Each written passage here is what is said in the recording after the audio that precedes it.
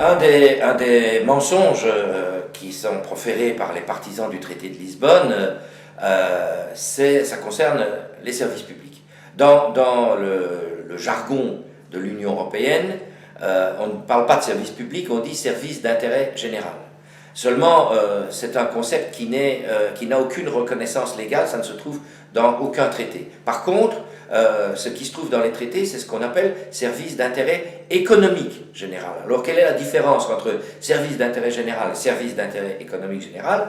Les services d'intérêt général, ce que nous appelons les services publics, ce sont des activités de service qui sont souvent subventionnées, parfois même organisées directement par les pouvoirs publics, et qui ne respectent pas, qui ne doivent pas respecter les règles de la concurrence. Services d'intérêt économique général, ce sont des activités de service comme la banque, comme l'assurance, comme aujourd'hui la distribution de l'eau, du gaz, de l'électricité, qui doivent respecter les règles de la concurrence, et donc concurrence qui ne peut pas être faussée, par exemple, par des subventions publiques.